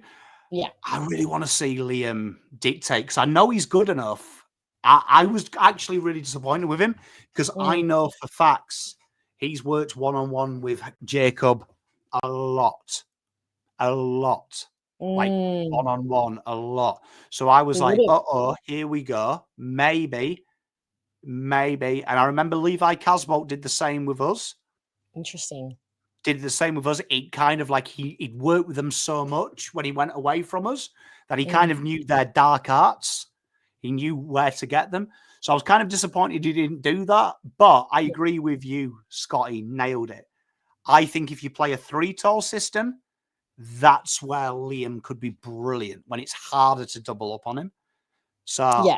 And this is why people who are getting on my big ginger's back, you want the big ginger to be the decoy. And he is so selfless, he will do that for you. But you cannot have Liam McMahon and Caddy or Archer May getting your best defender. So I just need to remind everybody about that. When's Peter Wright out of contract? I think he's got a couple of years left. Maybe chat can confirm. I was try gonna not to say, look at the end of his time. Sack his agent, get Fiona in to do a plea. Yeah. Hey, I tell you what, I'll get him a Twix sponsorship. I'll get him 5 years with some extras thrown in easily. No probs, Pete. No probs at all. All right, now can we clump these next 3 in together? Do we need to discuss them individually? Did any of them get close to half a Twix? I would say no. I've got to be so harsh on these 3 because one area of Carlton, and Fiona will attest, she watched the game with me, our small forwards treat ground balls like they're hand grenades, like genuinely. Like it's something that shits me. If we don't mark it, for some reason, them 3 little small guys shit themselves. And I was thinking, if I'm Jade Gresham or Archie Perkins, who are clever below my knees, there's a chance here. And Guelphy took it because them 2 goals Guelphy kicked that were ground balls. Yeah. You saw Carlton panic. Panic very quickly. Yep. I was disappointed with them. Reese, and I agree with you, Jeremy. I didn't mind the pressure. I thought he put the intent. What lacked was the knowledge. Yeah. Knowledge. He got the best point of the year. That was just elite movement and what he's shown in his debut game as well. That agility, the sidestep, the twinkle toes. He's got some moves. Yeah, he's got some chutzpah about him as well. He attacks the ball hard. So I'm going to forgive him because he's a baby. But Perkins and Gresham, this Can we is give him where negative Twix? I just felt if I was Gresh, I would have been like, you know what, I can take these fuckers to the cleaners. They're stupid. Yeah, I know, right? He looks stupid. And Perkins just he really look. I'll be full caveat. I wasn't a big Archie Perkins fan, so there might be a little bit of bias because I enjoy it. But he's, I feel like Archie Perkins is one of them players that if he played for Geelong, he would play 12 games a year, and some dickhead would play a second thinking they've got the next Bailey Smith and then realise the kid is bang average. I'm not ready to concede that yet. And also, just quickly, Maddie, you wash your mouth out. If Saints come anywhere near him, tell you what. They had their version, Membry. I still think it was the stupidest thing in the world to get rid of Membry. Membry's not fit to polish 2 meters shoes. No, I'm kidding. A good player, Membry. He always killed us when we played him. Zero votes for all these 3. Yep. You know what, Moby? It's a great point because I just feel like Perkins is Gresham 2.0. And that would hurt my heart if he turns out to be Gresham 2.0. When I watched Perkins in the draft, there was Mateus Philippou as well around the same time, similar types of positions. Philippou, I knew what he was. I knew he'd become a midfielder that could slot forward. Perkins, even now I watch him, I have no fucking idea what he is, which is the same issue I have with Gresham. I don't know what he is. He's got too much talent, so he should be a midfielder. He's kind of wasted as a small forward, but he's too fucking bone idle to be a half-decent small forward. So then I think maybe he's a midfielder. And that's what I'm seeing with Perkins. And at this stage, I don't get what he is. Yeah. I said it in the forecast for a couple of weeks in a row now. He has a problem. He has an identity crisis, Pom. a very extreme identity crisis, and he's lost his flair. He's lost his sense of self, and I just think he needs to lose the shackles a bit and actually and just go back to playing some arrogant football, because right now he's playing so insular. He's second guessing. I can see his mind turning over, every little thing he's doing and questioning. Just go out and be the Bailey Smith dickhead. Do you know what I mean? In a way, like, he's unapologetic about who he is, Bailey, and I need Perkins to be that guy. I agree. Like, I remember, like, because that draft, that was what, 20, was it 2020? Yeah, I would say it was about, 2020. Yeah. It would have been, wouldn't it? Because he was Sandy. So it would have been Elijah Hollands' draft, because Elijah Hollands was my favourite player from that draft. Like my issue is, you're looking at it now, 5 years' time. So I appreciate he's played a lot of games. So, chat, you're right. But you've also got to remember he's played a lot of games, with all due respect, a bang average side. Like, if that was a top 10 side, wouldn't be close to them games. He'd be in VFL developing like he should do. But you look at him with Elijah Hollands, who's had his off-field issues. You know what Elijah is. Straight away, you watch him and you're like, right, you're a midfielder that can go forward, conduit, a changer. I watch Perkins and it's like the same as the draft year. I remember playing for Sandy. Was he a forward? Was he a midfielder? When he played midfield, at times he got a lot of the ball, did fuck all with it. But then he'd kick a goal. So you were like, ooh, this is exciting. Maybe he's a goal kicking mid. Then he'd go half forward. He'd kick no goals, but he'd find a lot of it. So then you think maybe he is a midfielder. I still see that. So I think 5 years into the system, for you to say to me, he could be anything, I would say chances are he's probably nothing, with all due respect. And I agree with Fiona. I think once you lose your spark when you're that type of player, you're fucked. Because he's a maverick. He's a maverick type player. And so just surrender to it. Stop trying to be a perfect finesse type player. Just, to me, it's either been coached out of him though, Fiona. I think it has. I think he's surrendering to what society wants him to be and what a perfect footballer he needs to be. And I agree mostly with Brad Scott raising standards and doing all that. But I think with him specifically, that's not the way to go. He needs to look at Bailey Smith, and I keep using him as an example because he has been allowed to be who he is. I feel like he might granted at a great club. He might need Elijah's thing. I think maybe a change of scenery would do him good. So yeah, but that'll just hurt my heart so much. 100%. It's 100%. I agree with you, but I just think for the best interest. But it's going to be fascinating to watch him. It's going to be fascinating to watch him because he has got talent. I just think at this stage, if you're not defined of what you are, that's a big problem. Yeah, it's true. It's a good point. It's very frustrating because as Moby mentions, Cox, Reid, Perkins picks 8, 9 and 10, and none of them, I mean, Perkins hit 100 games. Cox can't get on the park. Neither can Reid. To be fair, though, it was the COVID draft. So, like, you go back through that. Phil Thorpe, exception, but Will Phillips, Bobbins, Logan McDonald, okay. Braden Campbell, though, like both of them not top 5 picks in a real draft. Denver Granger Barras is currently working at Woolworths. Elijah Hollands struggled at Gold Coast due to his own doing, struggling at Carlton due to his own doing. No doubt about his class. Nick Cox, though, is a great player, so I think you've nailed that big. Archie Perkins could be good, and he was probably 9th in that draft. Zach Reid is your future. We like Zach Reid here. Then what? It was Powell, Braun, and Braun. I'm just worried. I'm just worried that Cox and Reid might be great, but we'll never actually see it because their bodies are just not going to hold up. And so that's why that feels like a waste. They're big boys. You see, the problem is with COVID with the tall people. So like Phil Thorpe is a great example of that. So Zach Reid, he's like what, nearly 205 centimeters, and he's like a fucking giant. Yeah, he's a giant. And I think he was like 200 centimeters at 12 as well. I feel sorry for his mum. And Nicky Cox, he's big, right? He's a big boy. He's a big boy as well. So They didn't play. This is spot on, Tom. This is spot on what Don says. This is 100% what they had him pegged for. 100%. Yeah, look, from the outside looking in, if you go back and look at Heaney's draft, very similar player. Was he a midfielder? Was he a forward?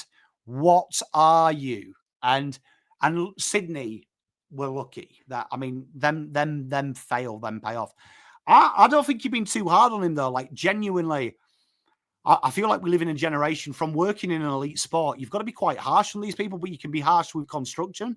So I totally agree with you about my issues with Archie Perkins are you've got to play to your instincts. So maybe he has been coached out, but Archie Perkins has got to think, how have I got this opportunity of a lifetime? The reasons were he was dynamic, he was quick to the ball, he had a hunger. I feel like some way along the way, he has forgotten what he is. Yeah, and I completely agree. I think he's gotten too caught up mentally with being a good boy. And I just want him I to sometimes think you can play too much football as well.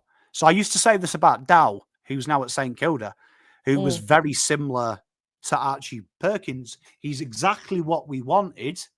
Yeah. And ironically, what we need, speed, directness in the midfield. Yeah. He died.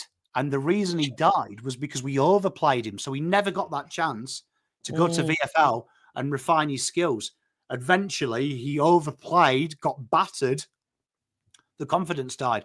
I feel like he needs a good 20 games in VFL.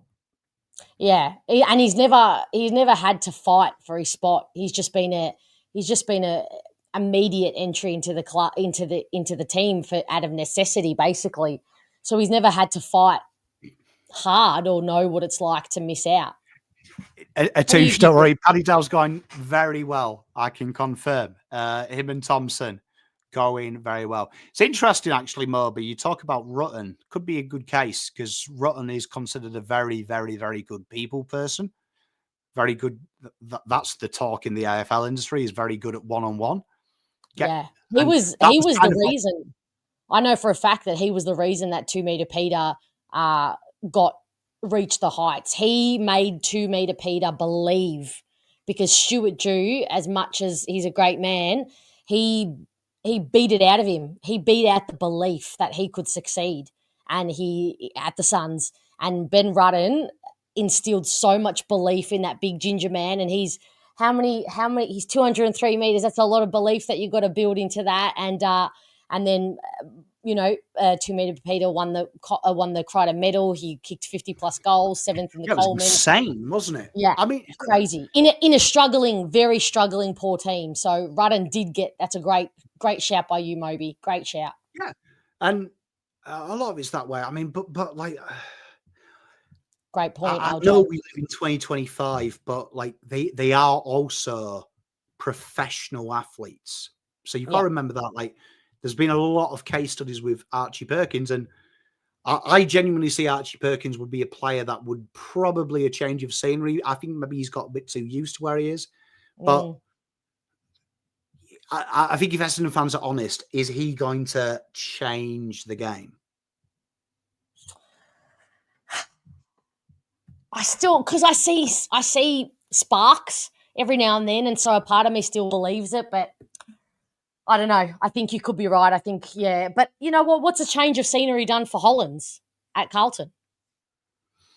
Well, I mean, in fairness, we did take him with a risk associated with it. But one thing I will say with Elijah, like, don't believe what you see on Twitter with Elijah.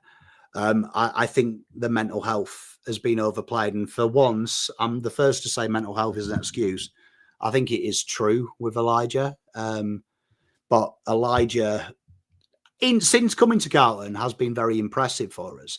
And I think I speak for all fans. I know Petra and Kate and Lange here and only Carlton. The big issue we've had with Elijah was obviously we lost him this year, where last year he was easily in our best 22.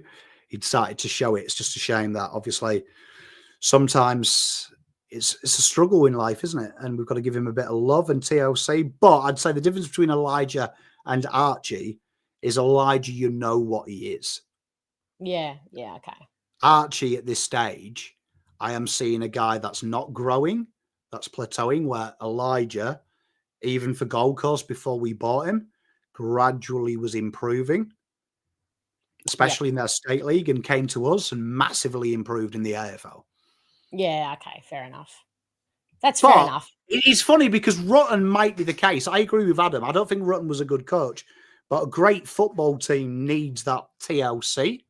So some players, like, I wonder how much of that is with Peter Wright.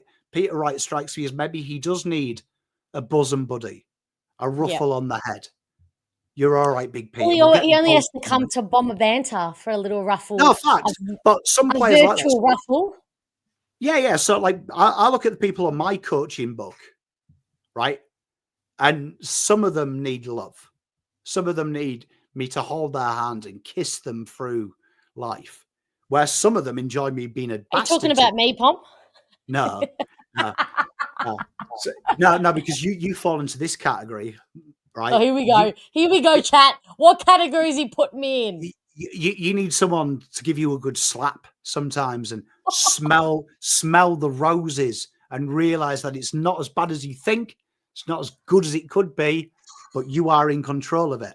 And then you also get the people I really enjoy coaching, the guys that just need the pure facts and they'll just fucking do it. They need nothing else other than do this, see you in 10 minutes. So, and that's like 1% of the population. 70% of the population are Arch Perkins, what we're talking about, needs to go. Yeah, exactly. We love you, Fiona, you fuckface. Very good, Kate. Very good, Kate. Well done. But you need that perfect balance. I love this. This is catching on. Wow. Yeah. Fucking knows. Take this as far as you need to, honestly. Because if Pom can't come up, if he's cross at me for not being able to call me one name where there are so many options. Wow. Yeah. I wanted a positive, mutually exclusive one. I didn't want abuse. Hey, you just told me that I needed a slap in the face, all right?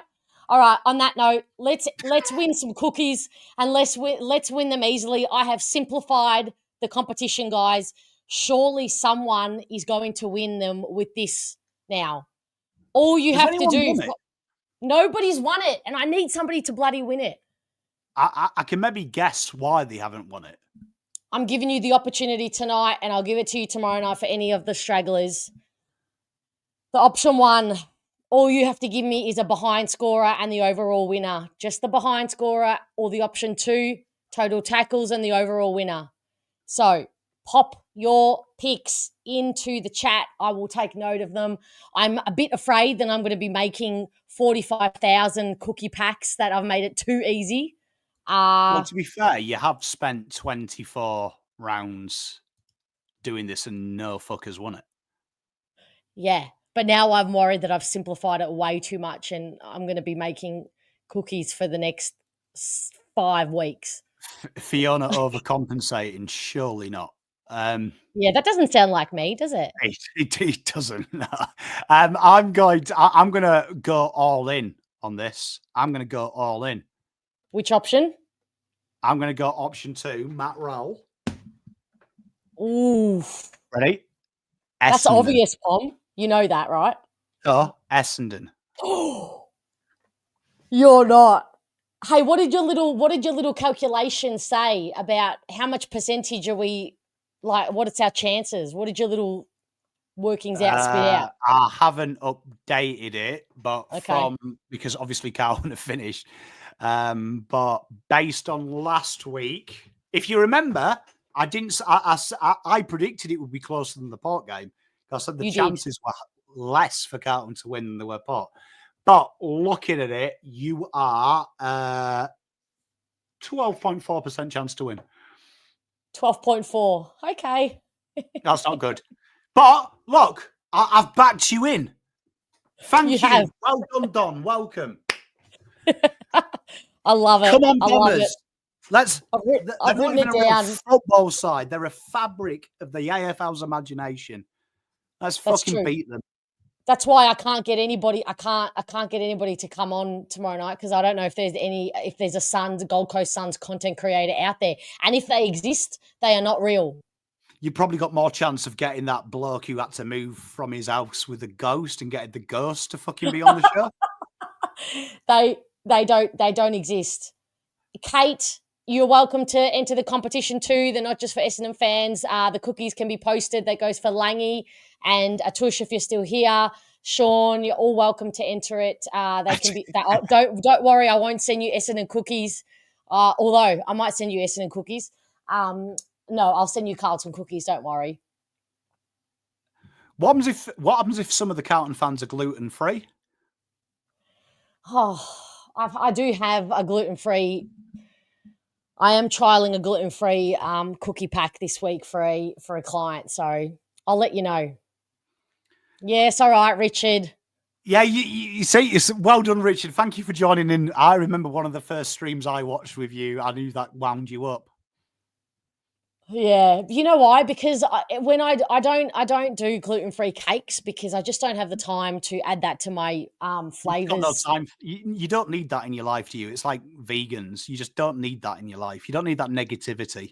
Yeah, exactly. Although I will say one of my good friends is a vegetarian, so I'm not allowed to be too unkind to vegetarians anymore. So she's only halfway there, vegetarian, so she eats everything, but she'll still drink milk. Yes. Yep. Oh, sorry, I assumed. Apologies. Yeah, I agree, Scotty. I don't believe they're real. I don't believe they have supporters. I don't even believe Damien Hardwick is real anymore. Therefore, they cannot have content creators because they are not real. You know what? There's nothing that would make me happy because I think that we live in an era where where we've got to focus way too much on young people and it's all looking forward to the future. But without Essendon, without Carlton, without Collingwood, this league's just a bunch of 15 teams that no fucker gives a shit about. So without us, the Suns does not exist. So true. And would it be great? Would it be great if Essendon went out there, these noisy neighbours, these young fucking guys getting all the hype, Dimmer dogging his team to retire, to piss off to Richmond so he can bang another physio, right? Where there's no media so we can get away with the affairs this time because no one cares. Wouldn't it be great if you knocked him out? Wouldn't it be great? Would it be great this for is football? Dangerous. Would it be great for football if the old dog put the young dog in its place? This would be exceptional. And I actually would expect a gift from the Western Bulldogs club. I'd expect a package, hand-wrapped gift, like a voucher to Coles so I can buy Twix or something as thanks. Fucking Marcus Bontempelli knocking on your door. Right, Fiona, I got you a box of Twix. Oh my God. If that happens, I can retire. I'd fade off into the sunset and you'd never see me. Like, look, I'm offended that you left your spot to begin with. So now I don't know if I can let you enter the competition at all. I was probably checking stats for the weekend's game on the hub. So fine. Okay. No, they're not dog biscuits. What are you talking about? Don't give these fucking that's quality. The beautiful handcrafted cookies that I make with my hands. To your dogs, please fucking don't do that. A touche in 5 minutes. These fucking dog biscuits, brilliant. But no, serious Bombers fans, look, I know the season's been hard, and I know it's easy for me to say, right? Easy for me to say because we've won 2 games in a row. But I'm going to be genuinely honest. You've got to get around them. Like, honestly, this year for a Carlton fan, give you a bit of a Wednesday night, Bomber boy. Yeah. Give you a bit of a sob story. Going into this season, the media telling me we were top 4. The world telling me we were top 4. The world telling me the time was now. And I remember doing my previews and going 6-12. I didn't quite believe it. But then to experience it, you can get yourself in a dark place where you start treating football not for what it is and it becomes part of your personality and it's bad. Yeah. Just fucking enjoy the game again. Like, you might go out on Wednesday night and get beaten. Do you know what I mean? Yeah. I'm not patronising you. I love you. I'm saying just go out there and believe and enjoy it, because you never know. And all the pressures with them. And wouldn't it fucking be great? Like, genuinely, I want to be in a suit doing your best and fairest vote with Fiona. And it's not 13 games in a row. It's one game. It's a 1 game win streak. Wouldn't it be great to fucking shut the Sons up? I'd just give everything for it. I'd give you something worthy. I don't know what it is, but you could just ask for it and I would give you. I really would give you. No, I know it's tough. Look, genuinely in, but like, wouldn't it be great? Like, wouldn't it be great? I always say this to Carlton fans. I'm the most negative Carlton fan. But I always say this. If one of the players came out and said to me, Pom, we've got Brisbane away this week. Don't bother doing a watch along. We're going to get fucking dicked, mate. I would be fuming because I'd be like, you're representing fucking me. And if you don't believe, that's the fucking point. So, like, you've got to give them something. Like, look, I'm going to be cheering you on.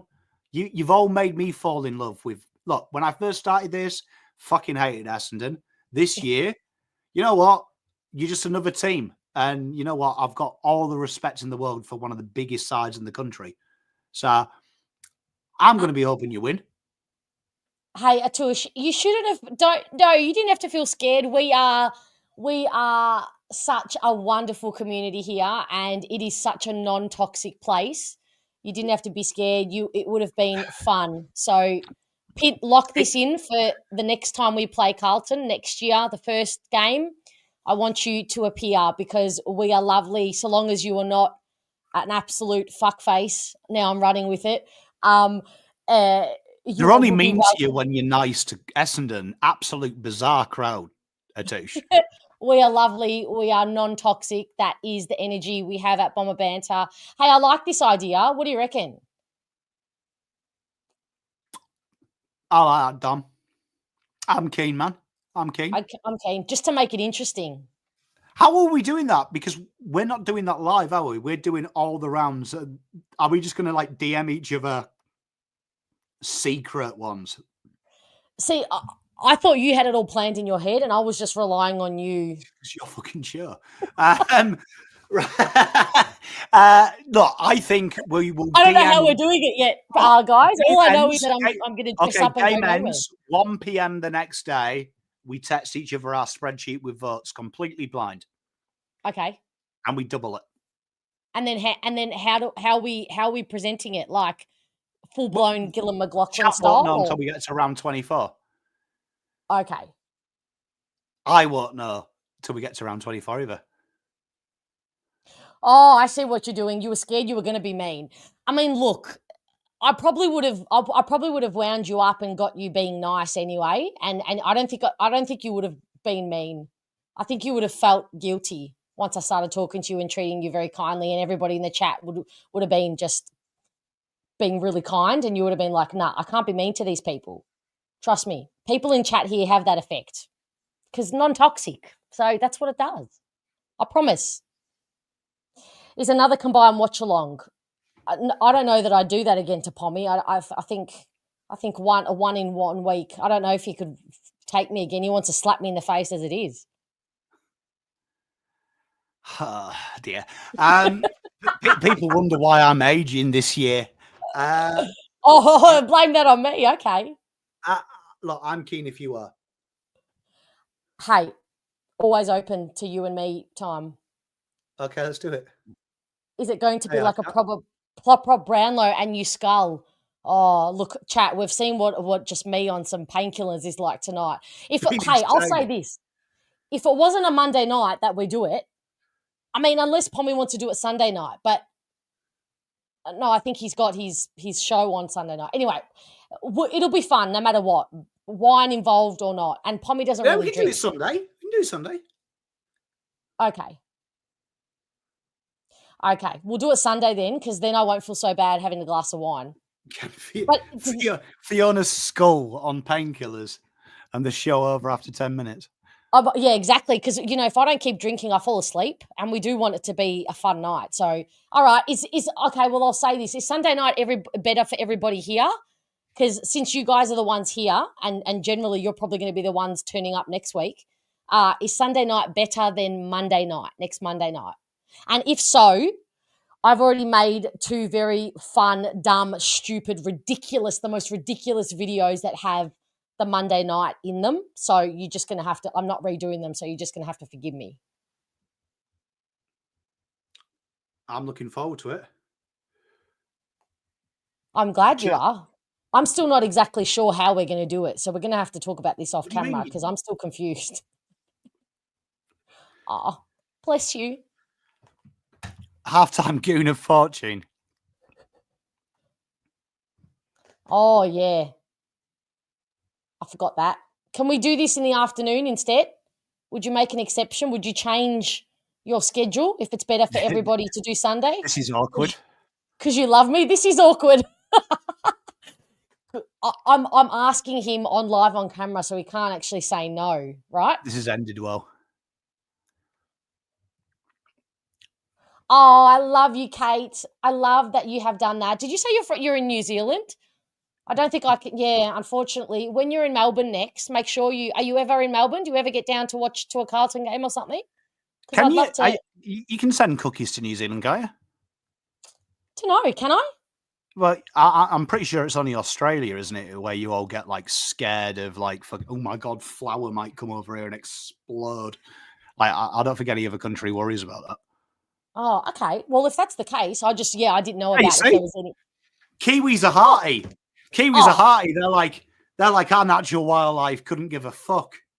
Okay, well, Kate, do me a favour and just go to the AFL app and pick a random player who you think's going to kick the first behind, and we'll enter you in the comp.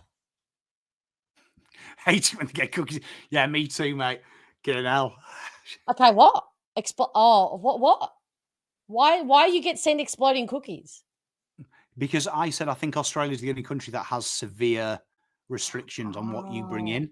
Yeah, you can't even bring water. You protect your native wildlife, don't you? Yeah. Everywhere else doesn't really give a shit. Richard, do you see what you've done? Atush, do you see what you've done here? Do you see what you've started? Oh my God. You know what though? That would be quite funny if you just start chucking dog biscuits in there and just paint them up. Yeah, if Atush, if you win the competition, I'm just gonna go to Coles and go help myself to the dog cookies, and I'm sending you the dog cookies. You're not actually getting the cookies. But have you entered yet? Can you please enter? Because now I need you to enter. I was in Patworld the other day actually, and they did they actually do icing cake, but dog biscuits that look like human biscuits, but for dogs. Wow. Have you ever tasted one? What, a dog biscuit? Yeah. I think I've had cat food for a dare. That's worse than a dog biscuit. But genuinely, no. I mean, I know it's cold in England and shit, but we still have TV and stuff like that. Okay. I mean, I don't know who Bruno is. Is this something between you? Are you having dates? Are you having dates? Are you having dates between the two of you that I don't know about? You want about who's Bruno? Bruno Fernandes, the Portuguese Magnifico. What you honestly, the greatest human being to ever grace grass is Bruno Fernandes. Yeah, his penalty this weekend was a little bit, but I mean, I still love him. I'd never speak ill of him. Absolute icon. He has my heart. Okay. You guys, would you like to continue the chat, to continue talking about soccer for another second, or? No, shit penalty. I still love him though. Bruno would have to go a long way to hurt me because I do love Bruno. Okay. All right. Well, the chat hasn't really answered my question about if you prefer Saturday I mean, if you But pick a Sunday. they have told us about smuggling cookies into New Zealand, which is good. Yeah, that's exactly right. I think Dave has answered it, and Moby. I don't want you to miss your soup kitchen though. That makes me feel very, very bad. Oh, does he volunteer in a soup kitchen? That is not surprising at all because Moby is one of the most incredible humans in the chat and online. I love you, Moby. I knew you gave good energy. Yeah, he knew. Pommy knew. We've spoken about you off screen, so we knew. So can you please make a decision, chat? Monday night or Sunday night, please. Or we could just keep it normal Monday night. Why can't you? Why are you refusing to drink wine if it's a Monday night? All right, fuck it. Let's not break with tradition. Monday night, everybody get the wine out. I'll get the wine out. Work for yourself. Like your boss isn't going to send you home hungover. This is true. That's true. I'll just make sure I pencil in a sleep in. Hey. I kind of want to take the piss and go, how hard is it making a cake anyway? But I'm not going to. Did you just see my face just then? I know you turned away. But... Genuinely was terrified. I was going to say, how fucking hard does it make a cake? Fucking the Vikings made cake. Like, it can't be that hard. But if I turned my camera that away, you would see how hard it is to make bloody cakes. Can we see? All right. No, because then I'm worried you're gonna judge my very, very makeshift studio here. No judgment from me. Laggy.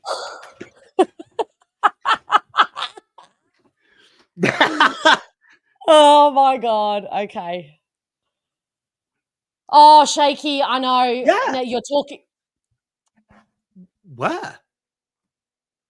You and Solution and Pommy, you need to get on my back more about this.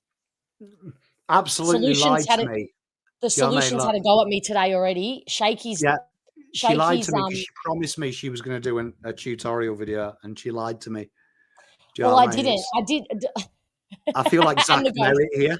I'm waiting for the support. I didn't lie. I have actually posted it. I have just not publicized it. Put it that way. Does that give me any credit at all? No, that's absolutely not. That no was so emphatic. All right, I feel like we've gone around the bend a million times here. I think. Sorry, chat. We have completely sidetracked. I apologise for wasting your Tuesday.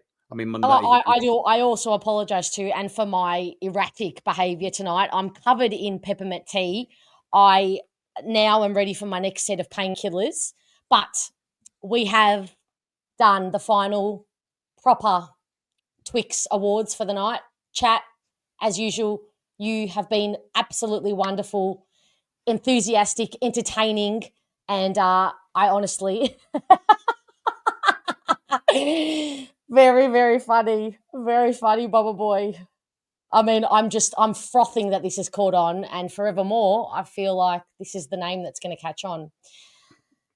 Exactly. Yeah. Very endearing, isn't it? Yeah. Yeah, and it's just going with the alliteration of the F. All right, let's get the fuck out of here on that note. Pommy, thank you. I speak for everybody, I'm sure, in saying thank you for your time and not gloating and taking Essendon on as one of yours for one night only. I can't wait to see you dolled up all handsome in your suit next week and to go nowhere, absolutely nowhere. Thank you for your generosity and kind words, everybody in the chat. You've been absolutely wonderful, Carlton people and Pies people and Essendon family, of course.